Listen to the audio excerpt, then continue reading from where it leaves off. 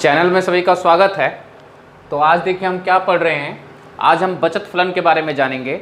इससे पहले हमने उपभोग फलन के बारे में डिस्कस कर लिया था पिछली वीडियो में। तो आज हम बचत फलन के बारे में जानेंगे। अच्छा, जब मैंने लास्ट वीडियो बनाया था उपभोग फलन, तो उपभोग फलन में मैंने एक क्वेश्चन पूछा था कि भाई अमीर व्यक्ति या गरीब व्यक्ति, इन दोनों में से एमपीसी किसकी ज़्यादा होगी।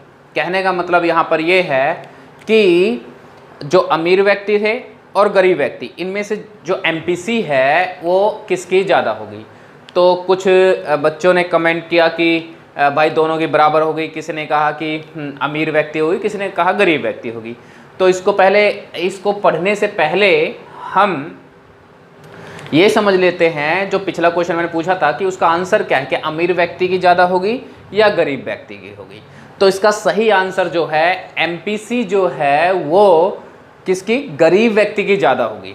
उसका रीज़न क्या है कि जो गरीब व्यक्ति है, अब एमपीसी होता क्या है। एमपीसी मैंने पिछले वीडियो में बताया था, फिर भी एक बार बता देता हूँ कि भाई जो एमपीसी होता है जिसको हम सीमांत उपभोग प्रवृत्ति भी कहते हैं हिंदी में। तो सीमांत उपभोग प्रवृत्ति क्या होता है कि भाई जब हमारी इनकम बढ़ती है तो हम कितना उस पे कंजप्शन कर रहे हैं, मतलब इनकम बढ़ने पे हमारे उपभोग में कितना परिवर्तन आ रहा है, उसको हम एमपीसी कहते हैं। तो देखो होता क्या है कि गरीब व्यक्ति की एमपीसी जो होती है, सीमांत उपभोग प्रवृत्ति जो होती है, वो ज़्यादा होती है। वो कैसे होती है, क्योंकि गरीब व्यक्ति जब उसकी इनकम इंक्रीज होती है, बढ़ती है, तो उसका ज़्यादा पोर्शन जो है खर्च करता है, और जब ज़्यादा खर्च करेगा तो एमपीसी भी उसकी ज़्यादा होगी। वो बचत कम करता है, ठीक है, क्योंकि उसे अपनी जो है बेसिक नीड्स पूरी करनी है, आवश्यकताएं पूरी करनी है। तो जैसे जैसे इनकम बढ़ती है, लोगों के लाइफ का स्टैंडर्ड चेंज होने लग जाता है। जो गरीब व्यक्ति होता है वो अपने इनकम का ज़्यादा पोर्शन खर्च करता है, इसलिए एमपीसी जो होती है गरीब व्यक्ति की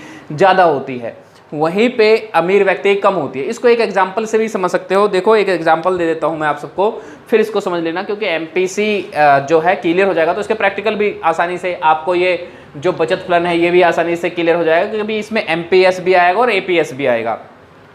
तो देखो होता कैसे है, जैसे मान लीजिए ये कोई अमीर व्यक्ति की इनकम है,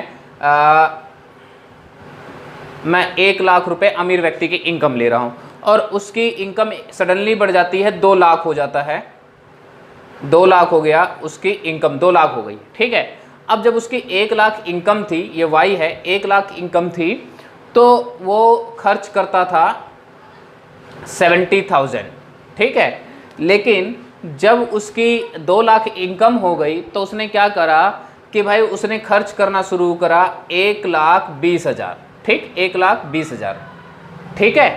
तो अब उसमें चेंजेस कितना आया है भाई, कितना आया, 50,000 का चेंज आया। इसमें देखो कंजप्शन का चेंज कितना है, 50,000 का, और यहाँ पर इनकम का चेंज आया 1 लाख का। और एमपीसी कैसे निकालते थे, हमने देखा था एमपीसी का फॉर्मूला क्या था, delta C by delta Y, है ना। तो भाई डेल्टा सी कितना है हमारा, 50,000 है, 50,000 हमारा डेल्टा सी है, और वही डेल्टा वाई हमारा 1 लाख चेंज हुआ, ठीक, 1 लाख चेंज हुआ। तो देखो कितना आया, 0.5 जो है, एक मैंने ये अमीर व्यक्ति के लिए ली है, ठीक है, 0.5 जो है एमपीसी आ गया। अब बात करते हैं कि भाई एक गरीब व्यक्ति की एमपीसी देख लेते हैं क्या होता है, ठीक है, गरीब व्यक्ति का। अब यहाँ पर जब गरीब व्यक्ति या इसकी बात करिए तो रिलेटिव पॉवर्टी की बात की जा रही है, ठीक है, ये ध्यान रखना। तो यहाँ रिलेटिव पॉवर्टी की बात की जा रही है। जिन बच्चों को रिलेटिव पॉवर्टी नहीं पता है, हिंदी में कहते हैं सापेक्ष निर्धनता, वो निर्धनता वाला चैप्टर देख लेना, समझ में आ जाएगा। अब देखो गरीब व्यक्ति की क्या है, मान लीजिए कोई गरीब व्यक्ति है, उसकी इनकम 1,000 रुपये है, ठीक। अब उसकी इनकम 2,000 हो जाती है, लेकिन जब उसकी 1,000 थी इनकम तो वो 900 रुपये खर्च कर रहा था, ठीक है। अब क्या हुआ कि भाई उसकी 2,000 हो गई, तो उसने खर्च करना शुरू कर दिया 1,700 रुपये, ठीक है, 1,700 रुपये खर्च करना शुरू कर दिया। चेंज कितना आया जरा देखो, चेंज आया 800 का, और यहां पर 1,000 का डिवाइड कर देते हैं, एमपीसी कितनी आई, 0.8 आई, ठीक है। तो होता क्या है कि गरीब व्यक्ति की जो एमपीसी होती है वो क्या होती है, ज़्यादा होती है। उसका रीजन क्या है कि गरीब व्यक्ति बचत कम कर पाता है और खर्चा ज़्यादा करता है। अपना जब भी इनकम बढ़ते है उसका बचत कम होता है और खर्चा ज़्यादा करता है। वहीं पे अमीर व्यक्ति जो है वो कुछ ना कुछ बचाना ज़्यादा शुरू कर देता है। ठीक, तो ये पिछले क्वेश्चन जो मैंने पिछले वीडियो में क्वेश्चन पूछा था उसका आंसर था। अब स्टार्ट करते हैं भाई, बचत फलन क्या है। तो जिस प्रकार हमने क्या उपभोग फलन देखा था, बिल्कुल उसी तरीके से बचत फलन है कि भाई बचत फलन में क्या है कि आय और बचत के बीच में जो फलनात्मक संबंध होता है उसको बचत फलन कहते हैं। हमने उपभोग में बात की थी कि भाई जैसे जैसे आय बढ़ती है वैसे वैसे क्या होता है कि उपभोग भी बढ़ता है। तो बिल्कुल उसी तरह से बचत भी है कि भाई जैसे जैसे इनकम बढ़ती है धीरे धीरे एक स्टेज ऐसा आता है कि बचत होनी शुरू हो जाती है और बचत भी बढ़नी शुरू हो जाती है। अभी हमने अमीर व्यक्ति और गरीब व्यक्ति की उपभोग प्रवृत्ति की बात की है हमने, ठीक है। तो हमने देखा कि भाई जो जैसे जैसे आपकी इनकम बढ़ती जाएगी तो आपकी बचत ज़्यादा होने लग जाएगी, ठीक है। तो यहाँ पर भी क्या संबंध है, धनात्मक संबंध होता है और उसका इक्वेशन बिल्कुल ही उपभोग फलन की तरह है कि भाई सेविंग क्या है, यहाँ पर एफ क्या है, एक फंक्शन बता रहा है, फलन को बता रहा है, और वाई क्या है, इनकम है, और एस क्या है, सेविंग है।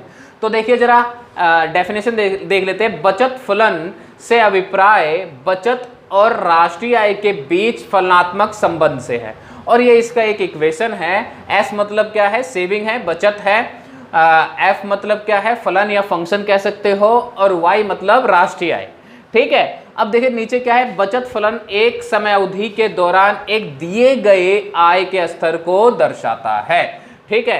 तो भाई बचत फलन क्या है कि एक समय अवधि के दौरान क्या होता है कि बचत और आय के स्तर के संबंध को दर्शाता है एक समय अवधि के अंदर, ठीक है। तो यहाँ पर एक समय अवधि के दौरान दिए गए बचत, यहाँ पर बचत आना चाहिए था, बचत और आय के स्तर को दर्शाता है, ठीक है, और आय के स्तर को दर्शाता है। अब देखिए कुछ महत्वपूर्ण बिंदु लिख रखा है कि जो बचत होता है ऋणात्मक बचत होता है, बचत वक्र का ढाल बताना है क्या है, और समस्तर बिंदु और धनात्मक बचत भी, इन सारी चीज़ों को। अब इन सारी चीज़ों को समझने के लिए पहले शेड्यूल बना लेते हैं, शेड्यूल यहाँ पर बना लेते हैं और एक डायग्राम बना लेते हैं, तो आपको ये सारी जो महत्वपूर्ण बिंदु हैं वो आसानी समझ में आएंगी।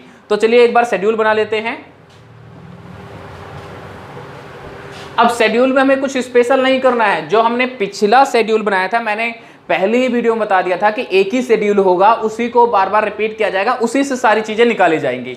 तो अगर आप एक ही शेड्यूल याद कर लेंगे इनकम और कंजप्शन वाला, तो उसी से ही बचत भी निकल जाएगा। तो हमने पिछले में बनाया था, देखिए क्या क्या था, ये मैं वाई बना रहा हूं और ये कंजप्शन बना रहा हूं और यहां से हम सेविंग निकालेंगे। तो 0, 100, 200, 300, 400, 500 हमने इनकम यही लिया था पिछले शेड्यूल में भी। और वाई देखिए हमने ले लिया, कंजप्शन हमने ले लिया 40 और ये ले लिया 120 और ये 200 और ये हो गया 280 और ये 360 और ये 440। हमने कंजप्शन यही लिया था, तो कोई चेंज नहीं किया है। तो अगर आप सब एक ही शेड्यूल याद रखेंगे तो इजीली हो जाएगा। अब देखिए होता क्या है, y = c+s, बचत क्या होता है, y = c+s। तो बचत क्या है कि भाई y में आप क्या करते हो कि जब आपकी इनकम होती है तो आप जो कंज्यूम कर रहे हो उसके बाद जो बच जाता है उसको हम क्या कहते हैं, बचत कहते हैं। तो y = c+s होता है। जब हमने पूर्ति पढ़ा था, कुल पूर्ति पढ़ा था, तो हमने इस चीज को डिस्कस किया था कि भाई y क्या होता है, c+s होता है, ठीक है। और उस टाइम हमने डिस्कस ये भी किया था कि भाई कुल पूर्ति का मतलब भी यही होता है, और कैसे होता है वो मैंने पहली वीडियो में बताया था।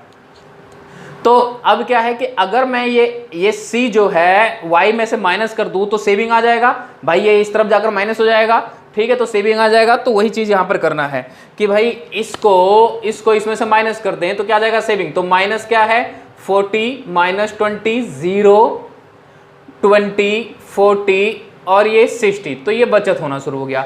अब एक डायग्राम बना लेते हैं, देखिए ये एक डायग्राम बना लेते हैं। यहां पर आय और यहां पर मैंने बचत लिख दिया, ठीक, आय और बचत। अब देखिए जो बचत है वो ऋणात्मक भी होती है ना, माइनस में भी होती है, इसको अप बचत भी कहा जाता है हिंदी में। तो इसको मैंने इस तरह से यहां पर ले लिया, ये हो गया सेविंग, ठीक। यहां पर जो ये बिंदु काट रहा है, जहां पर ये एक्स एक्सिस को काट रहा है, इसी को ही हम समस्तर बिंदु कहते हैं, समस्तर बिंदु। अच्छा, इससे पहले जब मैंने उपभोग फलन बताया था तो वहां पर भी समस्तर बिंदु था, वहां पर भी समस्तर बिंदु था, वो यही बिंदु था। वो कैसे था जरा इसको देख लीजिए, उपभोग फलन कैसे था जरा देखिए भाई। ये हमारी इनकम वाली लाइन थी, ये y था और ये हमारा कंजप्शन था, ठीक है। तो जहां पर ये काट रहा है ये समस्तर बिंदु है, समस्तर बिंदु। तो जब इनकम जो है वो कंजप्शन के बराबर है, मतलब आय जब उपभोग के बराबर है, तो इसका मतलब क्या है कि बचत जीरो है, ठीक है। तो यही पॉइंट जो है नीचे यहां पर जाकर समस्तर बिंदु है, ठीक है। इसका मतलब क्या है कि यहां पर बचत जीरो है। अच्छा, इससे पहले अगर बात की जाए, इससे पहले की अगर बात की जाए, इस बिंदु से पहले, इस बिंदु का नाम रख देता हूं मैं बी। तो बी बिंदु से पहले की बात की जाए तो इस तरफ जो बचत है ऋणात्मक है। अब ये कौन सी कंडीशन है? जब हमने उपभोग फलन पढ़ा था तो हमने बताया था कि भाई आपका उपभोग कभी भी जीरो नहीं होता है, आपको जीवित रहने के लिए कुछ ना कुछ कंजप्शन करना पड़ेगा, चाहे आपकी इनकम हो या ना हो। तो वो ये स्टेज ये शो करता है कि आपकी इनकम जीरो है तब भी आप कुछ ना कुछ खर्च कर रहे हो, तो इसको ऋणात्मक बचत कहा जाता है। ऋणात्मक बचत मतलब कि आपने फ्यूचर में, पास्ट में, ठीक है, पास्ट में कोई बचत कर रखी थी तो या तो उसको निकालोगे या अपनी जो वेल्थ होगी, जो परिसंपत्तियां होगी उसको बेच के, लेकिन जीवित रहने के लिए खाओगे पियोगे, कुछ ना कुछ तो आप खर्चा करोगे ही, कुछ ना कुछ तो आप जो है उपभोग करोगे ही, ठीक है। तो इसलिए ऐसी स्टेज में क्या होता है कि जो बचत होती है वो ऋणात्मक होती है। फिर जैसे जैसे इनकम बढ़ता है तो एक स्टेज ऐसा आता है, जो ये वाला स्टेज है, ठीक है, ये स्टेज ऐसा आता है जहां पर इनकम और कंजप्शन जो है बराबर हो जाता है। इसी को हम कहते हैं समस्तर बिंदु। यहां पर एस क्या है? जीरो है, ठीक है, ये रहा, यहां पर एस क्या है? जीरो है। तो अब एक चीज और ध्यान रखना है, जब आपके प्रैक्टिकल क्वेश्चन आएंगे तो आपको एक चीज और ध्यान रखना है कि समस्तर बिंदु पे क्या होता है? एस इक्वल टू जीरो होता है, ठीक है, सेविंग क्या होता है? जीरो होता है। उसके बाद देखिए ध्यान से, शेड्यूल क्या है? धीरे धीरे जो आपके सेविंग है वो बढ़ने लगी, क्योंकि आपकी इनकम बढ़ रही है पर कंजप्शन आप उससे कम कर रहे हो, जितनी बढ़ रही है उससे कम कर रहे हो। आप प्रतिशत में लगा लीजिए या अनुपातिक लगा लीजिए, आप कंजप्शन क्या करते हो? कम करते हो, ठीक है, कुछ ना कुछ फ्यूचर के लिए बचत करना शुरू कर देते हो, ठीक। तो यहां पर बचत होनी शुरू होगी। तो ये जो बी बिंदु से यहां तक बी एस है, इसको हम कह सकते हैं बचत या धनात्मक स्थिति कह सकते हैं, धनात्मक, ठीक। और ये ऋणात्मक हो गया, ऋणात्मक, ठीक। और ये समस्तर बिंदु तो हम बात ही कर चुके हैं, ठीक है। तो ये धनात्मक हो गया, मतलब कुछ ना कुछ आपकी बचत होनी शुरू हो गई। तो यहां पर ऋणात्मक बचत मतलब समझ गए होगे, ये ऋणात्मक बचत है, बी बिंदु से इस तरफ ऋणात्मक बचत है। अच्छा, बचत वक्र का ढाल, बचत वक्र का ढाल बिल्कुल उसी तरह से है जैसे आप सबका कंजप्शन चल रहा था, अपवर्ड के साइड है। इसका मतलब ये है कि जैसे जैसे आय बढ़ेगी वैसे वैसे बचत भी होगी, बचत भी बढ़ेगी, ठीक है। तो जैसे आय बढ़ेगी वैसे वैसे बचत बढ़ेगी। उसके बाद देखिए समस्तर बिंदु बात कर चुके हैं। समस्तर बिंदु पे क्या होता है? समस्तर बिंदु पे जो बचत होती है, जो सेविंग होती है वो जीरो होती है।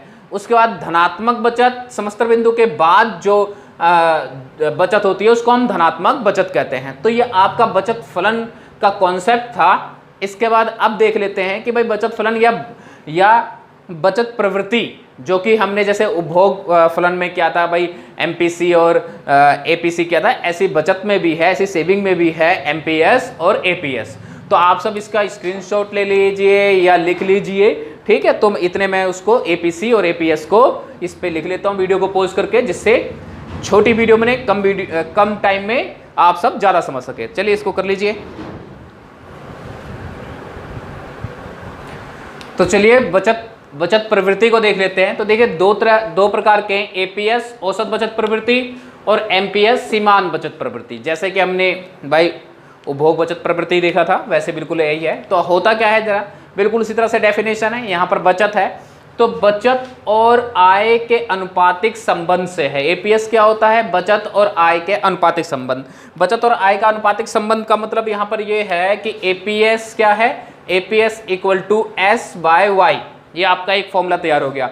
एपीएस मतलब एस बाय वाई, ये अनुपातिक संबंध हो गया। मतलब कि जितना भी आपकी सेविंग होगी उसको आप y से डिवाइड कर देते हो, i से डिवाइड कर देते हो, तो आपका एपीएस आ जाता है। अब इसको फिर से एक एग्जांपल से समझ लेते हैं। जो हमने शेड्यूल बनाया था उसी को ही यहाँ पर बना लेते हैं। मैं इसको मिटा देता हूँ, ये अगले उसमें समझा दूंगा, ठीक। तो इसको यहाँ पर जो है बना लेते हैं, जिससे आप सबको ईजिली और समझ में आ जाए। अब देखिए यहाँ पर y था 0 और ये 100 और 200 और 300 और 400 एंड 500। और उसके बाद कंजप्शन था आपका 40, 120, 200, 280, 360 और 440। और सेविंग देखिए क्या था आपका, सेविंग -40, सेविंग -20, 0, 20 और 40 और 60। ये आपका क्या हो गया भाई, सेविंग हो गया। अब देखिए एपीएस का फॉर्मूला क्या था भाई, एपीएस हमने देखा था एपीएस इक्वल टू S/Y। अभी इस शेड्यूल से हम एपीएस निकालेंगे और ये सारी चीजें डिस्कस कर लेंगे उसमें, जिससे आप सबको रटने की जरूरत ना हो, आप सब इजीली इन पॉइंटों को अपने आप याद कर लोगे।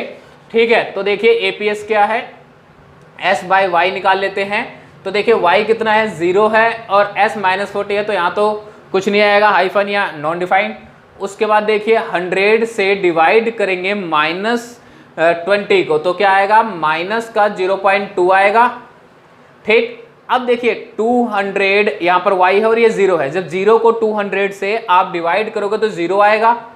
ठीक, उसके बाद देखिए यहाँ पर 20 है और डिवाइड बाय 300।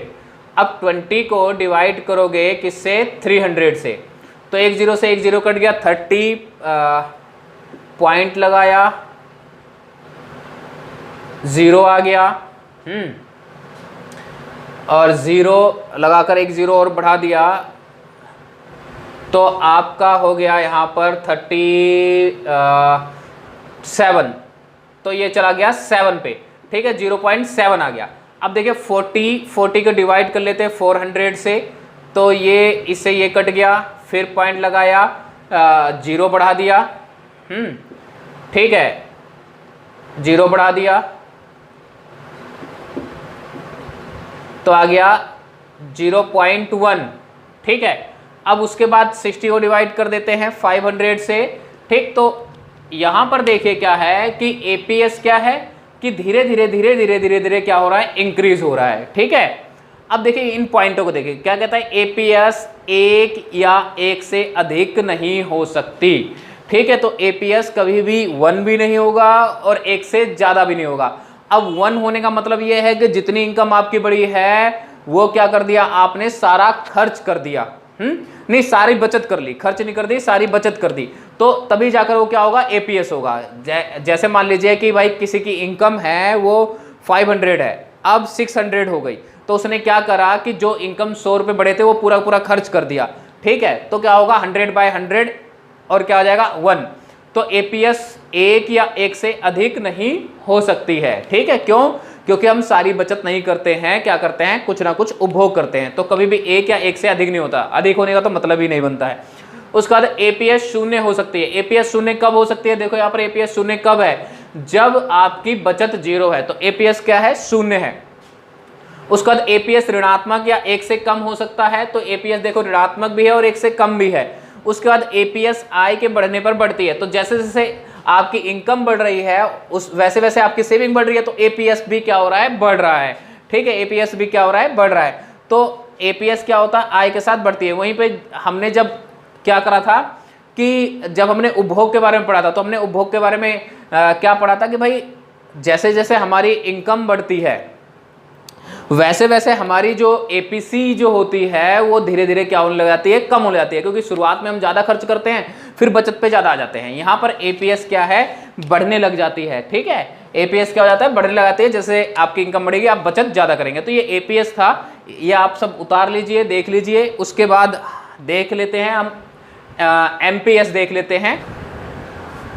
तो चलो दोस्तों, अब क्या करते हैं, बचत प्रवृत्ति में एमपीएस देख लेते हैं, मतलब सीमांत बचत प्रवृत्ति देख लेते हैं। तो सीमांत बचत प्रवृत्ति होता क्या है, सबसे पहले ये समझ लेते हैं। तो देखिए, जब इनकम में परिवर्तन होता है, मतलब इनकम जब चेंज होती है, इनकम जब बढ़ती है, तो हमारे बचत में भी कुछ ना कुछ चेंजेस आते हैं, परिवर्तन होता है, हम बचत में भी कुछ ना कुछ परिवर्तन करते हैं। तो जो बचत में जो परिवर्तन है और जो आय में जो परिवर्तन हुआ है, उन दोनों के अनुपात को हम क्या कहते हैं, सीमांत बचत प्रवृत्ति कहते हैं या एमपीएस कहते हैं। देखिए डेफिनेशन क्या है, सीमांत बचत प्रवृत्ति से अभिप्राय बचत में परिवर्तन और आय में परिवर्तन के अनुपात से है।